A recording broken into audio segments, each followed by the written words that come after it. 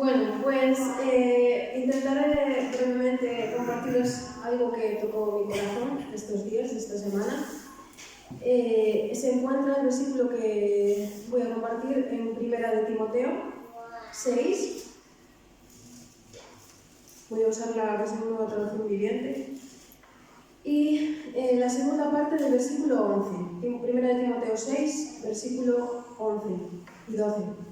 Dice: persigue la justicia y la vida sujeta a Dios, junto con la fe, el amor, la perseverancia y la amabilidad. Pelea la buena batalla por la fe verdadera. Aférrate a la vida eterna a la que Dios te llamó y que declaraste también delante de muchos testigos. Qué fácil se lee esto, ¿no? A mí me parece que se lee muy fácil. Son cosas súper bonitas: la justicia, la vida con Dios, la fe, el amor, la perseverancia, la amabilidad. Suena muy bien, ¿no? A mí me suena muy bien, pero si nos paramos un poquito a analizarlo, no es fácil, ¿no? La vida cristiana, todos sabemos que no es fácil. De hecho, dice: pelea la buena batalla por la fe verdadera. Estamos en una batalla, ¿no?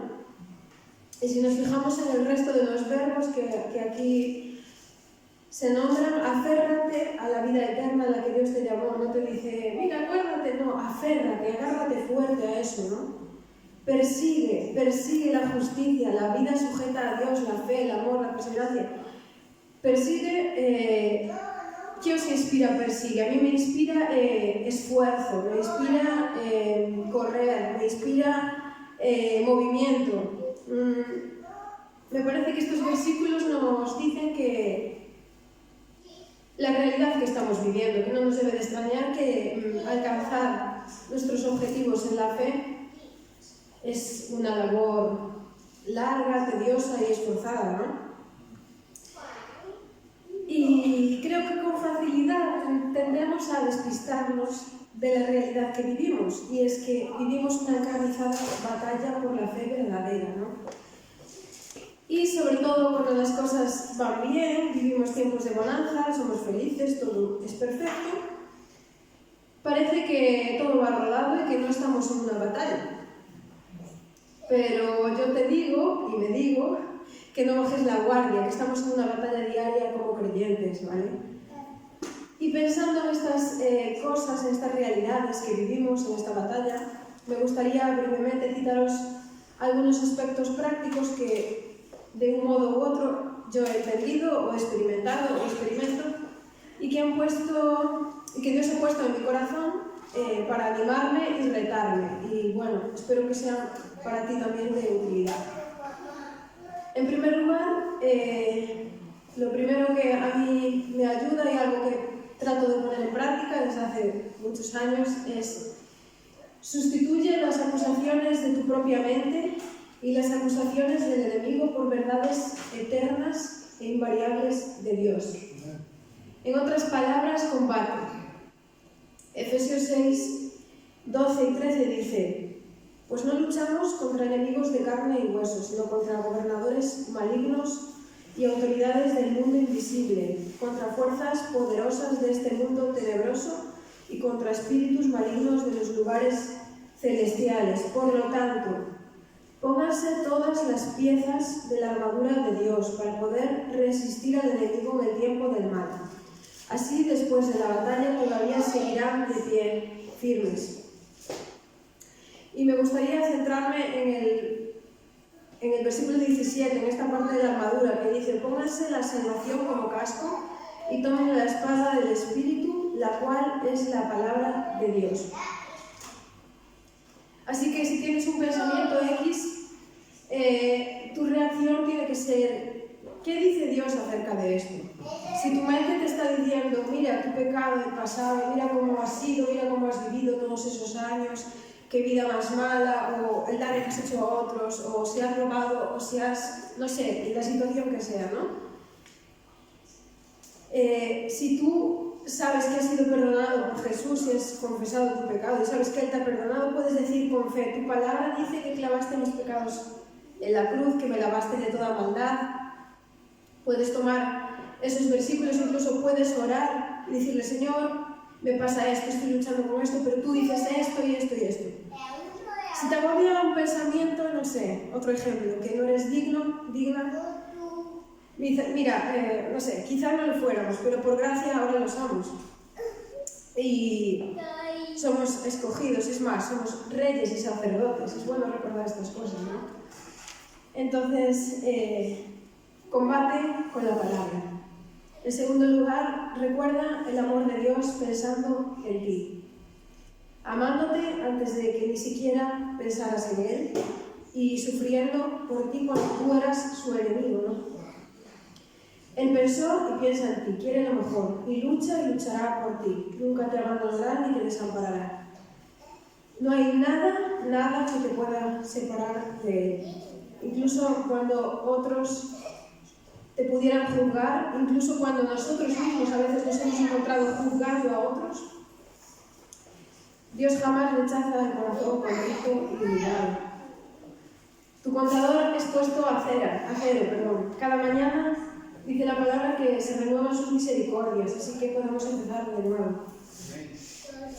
En tercer lugar, recuerda lo que Dios hizo en el pasado.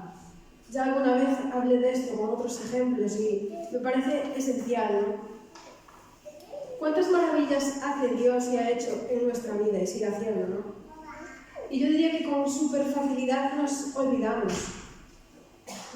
Yo me acordaba estos días, pensando en esto, del pueblo de Israel, ¿no? Cuando estaba en Egipto y el Señor empezó a enviar plagas e iba a enviar la plaga que iban a morir los primogénitos, ¿no?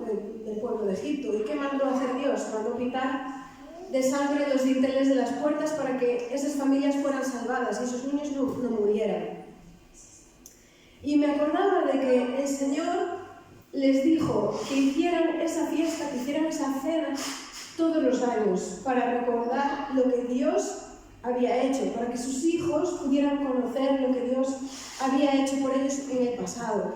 O cuando el Señor mandó guardar, me encanta cuando el Señor manda guardar un poquito de maná para que las generaciones siguientes conocieran lo que Dios había hecho, que Dios les había provisto de comida en el desierto, ¿no?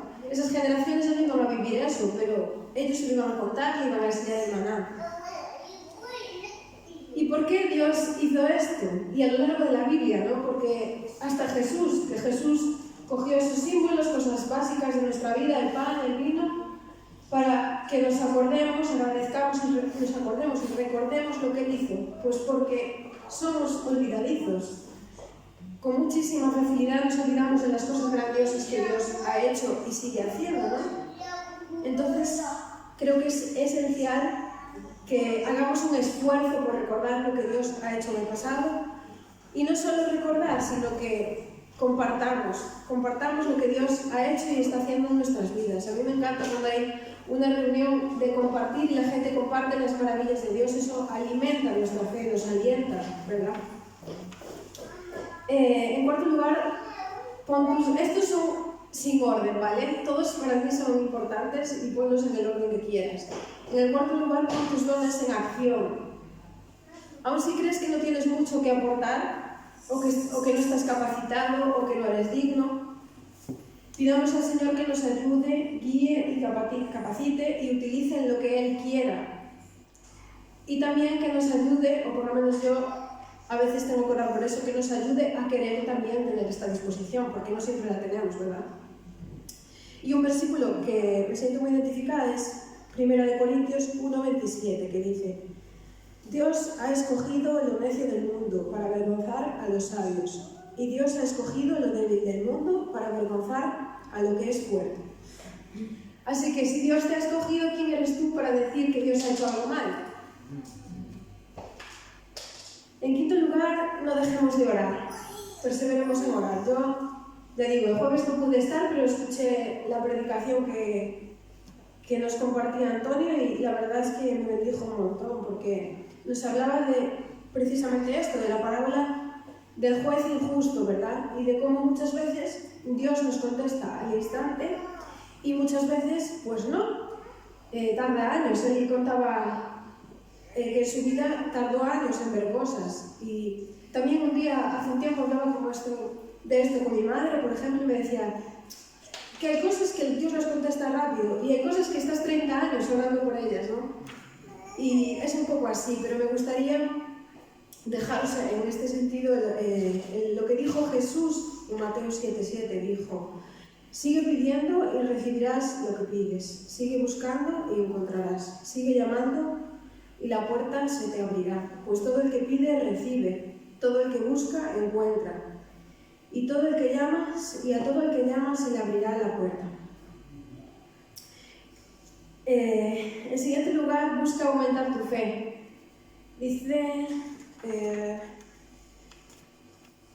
Efesios también 6:16. Además de todo eso, levanten el escudo de la fe para detener las flechas encendidas del diablo. Necesitamos alimentar nuestra fe, ¿no? No nos conformemos, no seamos tibios. A mí, cuando medito en esto me hace temblar, ¿no? Porque sabemos lo que dice Dios de los tibios y muchas veces yo he sido tibia, no queremos ser tibios, ¿verdad? Y queremos vivir en victoria. Y yo estoy convencida de que nos quedan victorias que alcanzar por los méritos de Jesús. Y por último, pero no menos importante, apóyate en la familia de la fe. Dios no nos puso para ser llaneros solitarios, estoy convencida de ello. Y sea cual sea tu situación, sea genial o sea un desastre, puedes ser canal de bendición para otros. Puedes orar por otros, a lo mejor, puedes mandar un mensaje a lo mejor a alguien que Dios ponga en tu corazón con un versículo, sin más. Puedes tomar un café con alguien, no lo sé, lo que Dios ponga en tu corazón. Alguien te puede alentar a ti y tú puedes alentar a otros. Así que, en conclusión, estamos en una batalla y estas son algunas cosas que yo creo que podemos poner en práctica y hacer. Y lo que quiero transmitirte hoy es que no te des por vencido y que tomes fuerzas en el Señor en este día. Y voy a orar por estas cosas y me gustaría que después libremente podáis orar también vosotros, todos los que queráis. Si, bueno, os lo dijo Jonathan, si la reunión dura 5 minutos más, que dure 5 minutos más, ¿vale? Y si te cuesta un poco hacer esto, pues estamos en familia, así que hazlo igual, puedes orar, poner estas peticiones en manos de Dios. Y también diría que, como nos compartía Jonathan el otro día, que os sintáis con libertad en la alabanza para orar, para leer un versículo, lo que queráis. Como digo, es para bendecirnos unos a otros, ¿vale? Así que vamos a orar.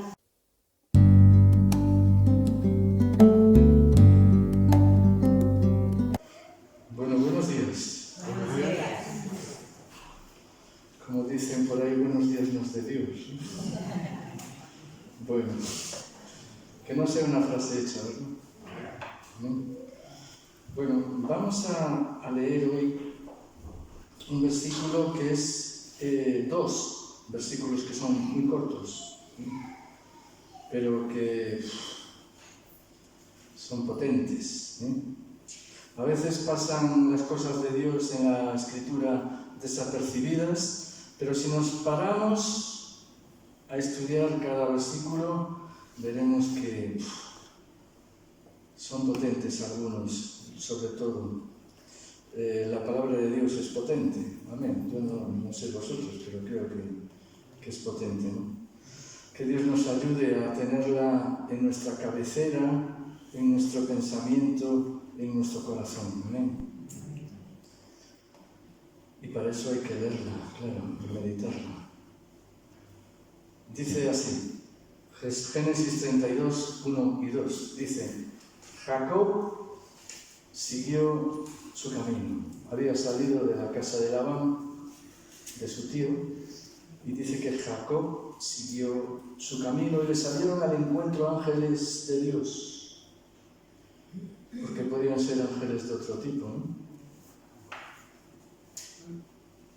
No el diablo se disfraza muchas veces como ángel de luz, pero le salieron al encuentro ángeles de Dios. Y dijo Jacob cuando los vio: campamento de Dios es este. Y llamó el nombre de aquel lugar Mahanaim, que significa 2 campamentos. Lo de significa 2 campamentos no lo pone la Biblia, lo digo ahora para aclarar. Bueno, lo que yo hoy quería predicar precisamente se titula así: Mahanaim. Fijaos que Jacob compró, cuando salió de su casa, compró la primogenitura de su hermano Esaú por un plato de lentejas. Algo tan poco, ¿verdad? Un plato de lentejas. Hay niños que te dicen: oh no, lentejas. ¿Eh? Incluso dicen lentejas comidas para viejos. Pero bueno, a mí me gustan mucho las que me hacen en mi casa.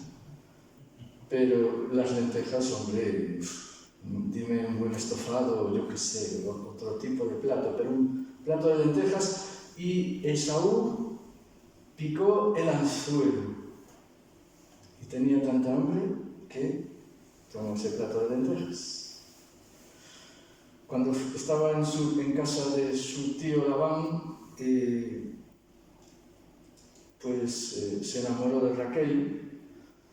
Y después de los 7 primeros años de trabajo que Labán le había prometido que se la daría, no se la dio, lo engañó. Le entregó a su hija Lea, que a él pues no le gustaba. Y una semana después le entregó a su hija Raquel a cambio de otros 7 años. Total 14, iba a estar allí 7 y estuvo 14. Y allí está Jacob contendiendo en un tiempo con Labán por su manutención, estas cosas que vemos, haciendo una trampa tras otra, seguía. Jacob era el tramposo, seguía haciendo trampas para sobrevivir, porque si no su suegro se lo comía. Su suegro y tío. Entonces, después de un tiempo, prospera y decide no permanecer más bajo la servidumbre de Labán, huye, es perseguido por y la casa de Labán, y debate con su pariente, que estaba enojadísimo porque lo había dejado. Ay, amigo, vio el potencial de Jacob y dijo: este es un buen trabajador, me va a enriquecer, no lo voy a dejar ir. Y pone punto final a la contienda de todo esto con una tregua y un sacrificio. El ambiente en el que vivió Jacob no fue nada fácil. Tuvo que ser, pero muy infeliz. Su vida no era propicia para tener pensamientos elevados o que su carácter se endulzara o tener un espíritu noble, porque estaba rodeado por todos los lados de trampas. No era un estado muy espiritual, pues, en el que estaba Labán. Había sido Labán, en el que no estaba Jacob. Labán implacablemente lo había engañado. Un pillo como Jacob. Labán, que era otro pillo, va y lo engaña también. A veces el Señor te paga con la misma moneda de lo que tú has hecho, de lo que has pecado, para que aprendas y cambies. Y qué sorprendente que a pesar de todo, Jacob, el suplantador, el engañador, es elegido por Dios. Y Dios le muestra que está con él. Yo creo que todo el tiempo que estuvo con Labán, con todos esos engaños, en todo ese ambiente malo, Dios estaba con él. Y no pasa que muchas veces en nuestra vida pasamos por momentos que te dan ganas de tirar la toalla, que te dan ganas de dejar la fe, y dices: total, ¿para qué? sí, estoy viviendo todo esto. Pero vemos aquí que todo eso que vivió Jacob no fue en vano y que Dios estaba con él. Amén. Amén. Y esto nos tiene que dar consuelo, hermanos, hermanas. Nos tiene que dar consuelo. Porque no es verdad que nosotros, a pesar de llevar una vida, digamos, más normalita, no somos pillos, truanes, como era Jacob, pero sí tenemos nuestras cosas, ¿verdad? Si nos miramos para adentro, yo por lo menos puedo ver un corazón que a la mínima se escapa. Te dan oportunidad y puedes caer, porque somos pecadores. El mal está impreso en nuestro corazón por la caída primera. No somos diferentes de Jacob, en cierto modo.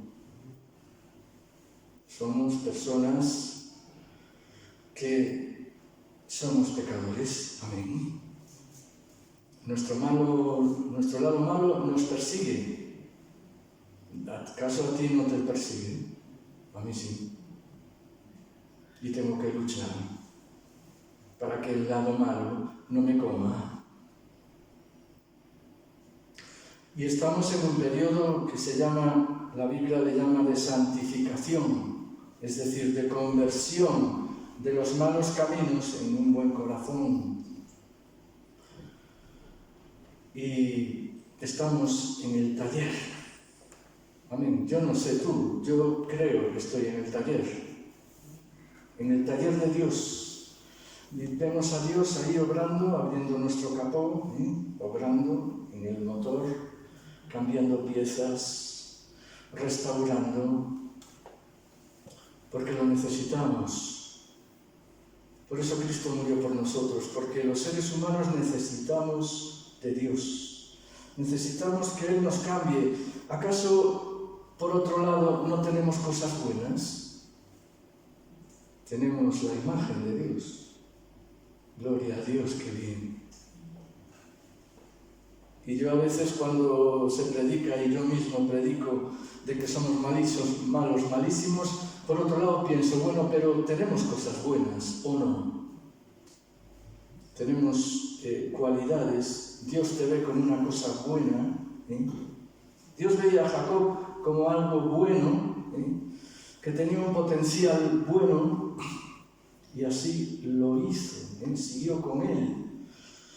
Un individuo que pensarías en todo menos que Dios se fijara en él. Dios, como dije antes, dio en él mucho potencial. Jacob puede cambiar, Jacob puede ser una ruina vista desde el plano humano, y que Dios dice, veo en él potencial. Un día Matías nos predicaba sobre esto. Dios nos ve con potencial. Amén. Te ve a ti y a mí con potencial. ¿No es consolador? A mí, desde luego, me resulta consolador. Pues se supone que algo tuvo que cambiar después de que Jacob dice que le siguió su camino, se hartó de Labán, vio que había prosperado y dijo, aquí ya no pinto nada. Y siguió su camino y dice que le salieron al encuentro ángeles de Dios. Ay, amigo, qué cosa, ¿no? Qué privilegio. Que entren en tu vida ángeles de Dios. Yo no sé tú, a mí nunca se me apareció un ángel de Dios, ni siquiera uno. Y a él se le aparecieron 2 campamentos de ángeles, un truán, pero que Dios quería animar y quería llamar su atención y decirle, que puedes, que yo te admito, en mi reino, que cuento contigo. ¿Y qué vería allí? ¿Qué vería allí Jacob? Ángeles. ¿Qué aspecto tendrían? ¿Qué le dirían? Un tiempo de cambio. Seguramente allí comenzó una nueva vida. Fijaos que ya antes de ir a Labán, cuando iba de camino a casa de Labán, su tío, en Betel se le aparece Dios en forma de una escalera, de hecho se le llama la escalera de Jacob, y bajaban y subían ángeles, y Dios estaba al final de la escalera, pero aquí no. Y dice Charles Spurgeon, que habéis oído alguna vez hablar de él, dice: yo prefiero Betel porque Dios estaba allá arriba y él lo podía ver. Pero esto tuvo que ser un Mahanaim glorioso. En la vida de todo creyente hay cambios y vaivenes. Dios emplea tormentas, incluso a veces más de los no creyentes. Contigo a lo mejor emplea una tormenta mayor que la de un no creyente. ¿Por qué? Dice: muchas son las aflicciones del justo, es decir, del creyente. Muchas son las aflicciones del creyente, pero de todas ellas, ¿qué? Le librará el Señor. Y a veces hay cosas que Dios permite en tormentas porque quiere podar. Y cuando tú podas, yo no sé, el árbol no tiene la capacidad de quejarse, pero yo estoy seguro de que le duele, Te cortan una rama, te cortan algo tuyo, y duele. Pero ese dolor es para mejorar. Amén. Y también las pruebas, gracias a Dios, no son eternas. Igual que después de la tempestad viene la calma, así sucede en tu vida, en mi vida. Muchas son las aflicciones del justo, pero de todas ellas le librará el Señor. Nunca podemos contar con que las cosas siempre vayan bien. Es más, a veces tenemos que esperar que hayan contratiempos. No debemos contar con que las cosas vayan bien siempre, sino que va a haber mal, algún dolor. Pero también no podemos dudar que van a venir tiempos buenos para todos los creyentes. Amén. Y ese tiempo Mahanaim, a mí me gustaría tenerlo. Yo no sé vosotros, yo creo que todos hemos tenido algún Mahanaim, ¿no? Algún momento especial con Dios, algún momento que te da ánimo y fe para continuar. Es sano que necesitemos y que deseemos Mahanaimes en nuestra vida. Y vemos aquí a Jacob contemplando espíritus celestiales. Sus ojos fueron abiertos a la realidad espiritual, igual que sucedió con Giezi, el ayudante de Eliseo, cuando vio los carros del Señor rodeándoles frente a aquel ejército enorme que venía. Dios puede abrir nuestros ojos a la realidad espiritual. Vemos a Jacob en medio de ángeles, todo un campamento nada menos. y a alguien le pasó lo mismo. A los pastores de Belén, que estaban allí en el campo, y por gracia y misericordia de Dios, y sin que ellos lo buscaran ni llamaran, allá se le aparece una hueste de ángeles celestiales anunciando el nacimiento de Jesús.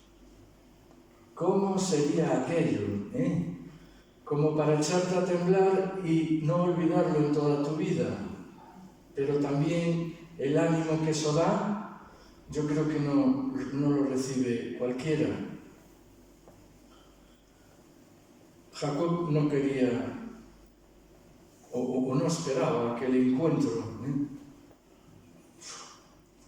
Campamentos de ángeles. Hay quien dice que uno era el campamento de los ángeles, por eso se llama Mahanaim, porque había dos campamentos. Uno era el campamento de los ángeles y otro el campamento de Jacob. Pero bueno, vamos a pensar que eran dos campamentos de ángeles. Como dije, no creo que Jacob esperara ese encuentro. Sin embargo, se dio esta gloriosa situación por la misericordia y gracia de Dios pura y dura. No había ningún mérito, no había nada que indicara que aquello iba a mostrarse. Incluso se dice de Jacob, que era un engañador, no lo merecía en absoluto, y sin embargo Dios se mostró. Porque mi poder se perfecciona en la debilidad, no en lo fuerte, no en lo seguro de sí mismo, sino en la debilidad. Lo vil y menospreciado de este mundo ha escogido Dios para avergonzar a los que no lo son. Hay personas del mundo que son mejores, yo he visto personas mejores que yo. Personas que dices, hombre, no crees, sin embargo, mira, qué bueno es en esto, y en esto, y en esto, y en esto, y en esto. Esto, hombre. Porque Dios se complace en la debilidad, no para humillarte, no porque tal, pero sí para mostrar su poder. Amén. Y en el Antiguo Testamento se manifestó esto. No era el tiempo de la gracia aún, sino un tiempo en el cual imperaba la ley de Dios. Dios mandó una serie de leyes que había que cumplir si querías estar con Él. Y nadie las podía cumplir al 100%. Pero Dios manifiesta su gracia en aquel momento. Y estoy seguro de que necesitaba ese tiempo Jacob para hacer frente a un nuevo peligro que se avecinaba, que era encontrarse con su hermano Esaú. Aquel que había engañado en el pasado y que posiblemente estuviese furioso con él y quisiera matarle. De hecho, la madre de Jacob le dijo que escapara a casa de su hermano Labán, o su tío Labán, perdón, porque su hermano lo quería matar. Entonces, imaginaos, ahora va y quiere ir a casa de su padre, pero en el medio está su hermano Esaú, dispuesto a matarle, dispuesto a hacerle daño. Entonces vio de repente esos seres brillantes que Dios había mandado para darle aliento. Y recibimos una gran bendición contando con poder tener la ayuda de Dios. Amén. Ya sea a través de ángeles, ya sea a través de otras circunstancias, incluso personas que son ángeles, creyentes que a veces parecen ángeles. nos cuesta mucho distinguir la ayuda de Dios. Nos cuesta tanto que las dificultades las vemos con presteza, es decir, pronto, pero la ayuda de Dios nos cuesta más verla. Y yo creo que Dios lo hace evidente a veces para que nosotros nos aferremos a la fe. Para que nuestra fe sea ejercitada, Dios hace cosas que a los sentidos naturales nos descolocan, ¿verdad? Yo, a lo largo de mi vida espiritual, puedo decir que Dios me ha descolocado un montón de veces, no una ni dos, sino incontables veces. Ha roto mis esquemas. Yo pensaba que aquello iba a ser así. No fue.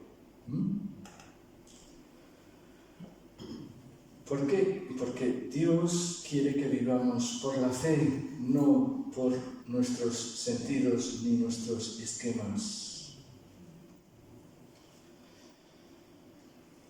Y como consecuencia de la acción que había cometido contra su hermano Esaú, ahora es perseguido, o había sido en el pasado perseguido por Esaú, su hermano Esaú, llamado también Edom.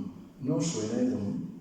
Los edomitas, enemigos del pueblo de Dios, que lo tenían una tirria. Bueno, pues son descendientes de Esaú.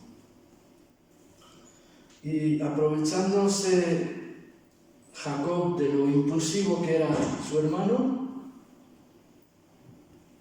como tenía tanta hambre, le dijo: mira, ¿y por qué no te doy un plato de lentejas?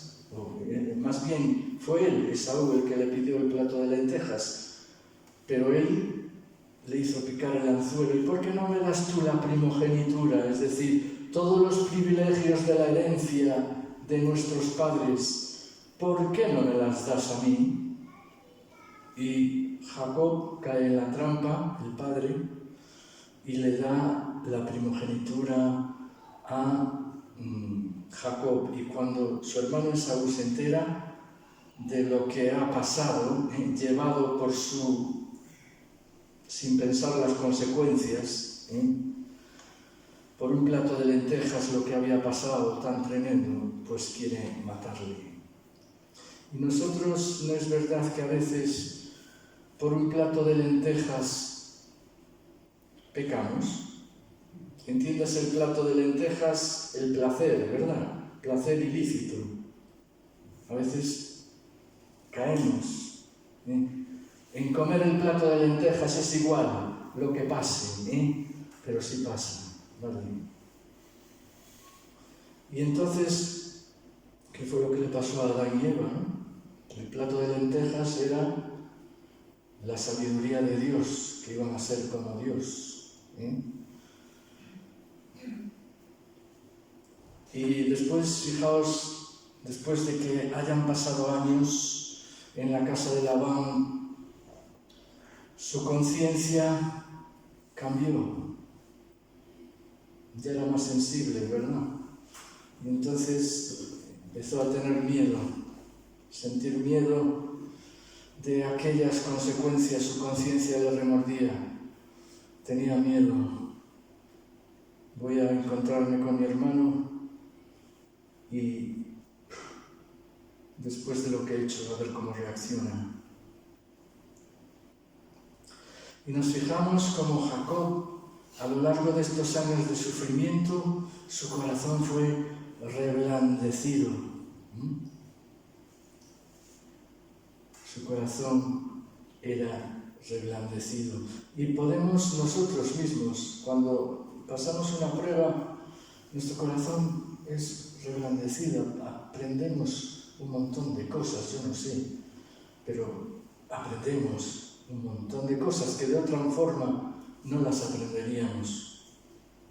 Es doloroso muchas veces lo que pasamos, pero si miramos para atrás nos damos cuenta de que hemos aprendido un montón de cosas. Y entonces estaba grandemente afligido Jacob, esperando que su hermano, pues a ver qué iba a pasar con él. Incluso se volvió un timorato, y se doblegó a Esaú hasta el punto de humillarse, ¿no? Y bueno, gracias a Dios todo terminó bien. Pero ¿qué podemos también sacar de este Mahanaim? Que Dios tiene una multitud de siervos que no vemos, pero que están ahí, al lado de los creyentes, a tu lado. Y decía, porque muy grande es su campamento. Y todos los ejércitos celestiales, hermano y hermana, son aliados nuestros. Qué cosa, ¿no? Qué ánimo, ¿no? Saber que tenemos ángeles invisibles que están a nuestro alrededor, que muchas veces nos ayudan y que no nos damos cuenta, pero que están ahí. Fuerzas que no son distinguibles a la mirada, al ojo humano, pero sí distinguibles por la fe. Amén. ¿Acaso vosotros no visteis, entre comillas, algún Mahanaim en vuestra vida después de pasarlas precisamente no muy bien? Momentos especiales, tal vez, de encuentro con Dios. No tienen por qué aparecer ángeles, pero sí, en cierto modo, son Mahanaimes. Porque ahí están los ángeles de Dios, aunque no se vean, ayudándonos. Y estas bandas de ángeles son grandes en multitud. Dice la Escritura, los carros de Dios se cuentan por miles y miles. Nosotros desconocemos cuántas miles y miles de legiones de ángeles sirven a Dios y quieren servirnos a nosotros.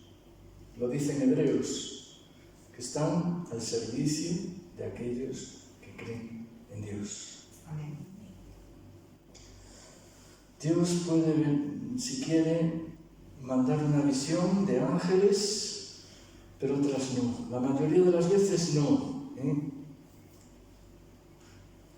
Pero esos ángeles son fuertes y nada se les puede interponer. Yo recuerdo a Daniel cuando estaba orando, ayunando, y se le aparece el arcángel y le dice, no he podido venir hasta ahora porque se me han opuesto las huestes del enemigo.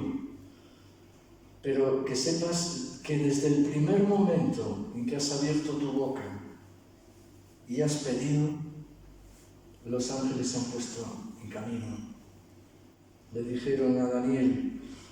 Y yo, este versículo a mí, cuando estaba en momentos de tribulación, me alentaron tremendamente. Saber que desde el primer momento en que tú dispusiste tu corazón a conocer la voluntad de Dios, Dios puso en camino sus ángeles para ayudarte. Qué glorioso, qué sabio, qué alentador es que Dios nos quiere ayudar. Dios nos quiere ayudar y nos quiere bendecir. Sin duda que esas fuerzas están anhelando ayudarte a ti.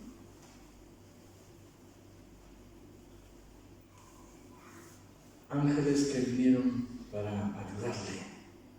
Amén. ¿Tú crees que Dios quiere ayudarte? Amén. Gracias a Dios que sí, Dios nos quiere ayudar. Amén. Quiere salir a nuestro encuentro, pero a veces pasa tiempo. ¿Por qué? Como decía Antonio el otro día, Dios tarda a veces en venir, pero fijaos, Labán, David. Jacob tuvo que sufrir un montón de tiempo. ¿Por qué? Si Dios podía hacer así en cualquier momento y liberarlo y hacerle un Mahanaim en aquel momento y 50 si fuera necesario. Pero Dios esperó el momento idóneo para hacerlo. ¿Por qué? Porque Él tenía planes. El corazón de Jacob necesitaba ser reparado. Y el sufrimiento a veces es el que produce esa reparación. El sufrimiento es el que nos obliga a veces a buscar a Dios, a aferrarnos a Él, porque no tenemos otra manera, o nuestras preocupaciones nos comen si no buscamos la presencia de Dios. Y Dios es como una especie de aldabonazo cuando nosotros sufrimos. Es como si Dios dijera: que tienes que volverte a mí. Vuelve. El campamento del Señor apareció cuando Jacob sentía un gran temor. Nosotros a veces sentimos grandes temores, pero cuando nos refugiamos en Dios, nuestro temor disminuye. Incluso algunas veces desaparece. Por lo tanto, yo diría que nuestros Mahanaímes, si es que se han producido en tu vida, no los olvides. Dicen que es bueno registrarlo en un diario, o registrarlo de alguna manera. Jacob tenía la buena costumbre de cada vez que había un encuentro con Dios o algo especial, le ponía nombre a aquel lugar. Por ejemplo, en Betel, casa de Dios, le puso un nombre a aquel lugar en el cual se le apareció Dios. O en Galaad, o en Peniel, él le puso nombres de cosas de Dios. Es decir, es como si estuviera haciendo un recordatorio de todas las cosas que Dios había hecho por él. Y eso es de verdad. Muchas veces nos olvidamos de las cosas que Dios ha hecho, pero si nosotros las rememoramos, sin duda que nos darán aliento. Sin duda que nos dará aliento. Y Dios hoy te dice, como le dijo a Jacob: yo estaré contigo. Y ahora dice una cosa muy importante: no te desampararé ni te dejaré. Amén. ¿Creemos eso? Amén. Es un desafío, pero es verdad. Dios dice: no te desampararé ni te dejaré. No, Dios no desampara ni deja a la iglesia. El más interesado en que algo prospere es Dios. No hemos pasado por sacudidas fuertes, desde el principio. Yo recuerdo varias que estuvieron a punto a mí de apartarme. Pero Dios estuvo siempre: no te desampararé ni te dejaré. Amén. Por lo tanto, Dios está ávido, o sea, hambriento de favorecer a su pueblo.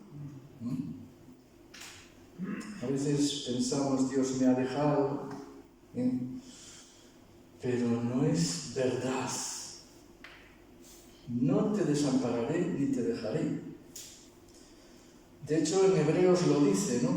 En Hebreos, si no recuerdo mal, capítulo 12, dice: no temeré mal alguno porque tú estarás conmigo. Dice, vamos a leerlo y lo encontraré.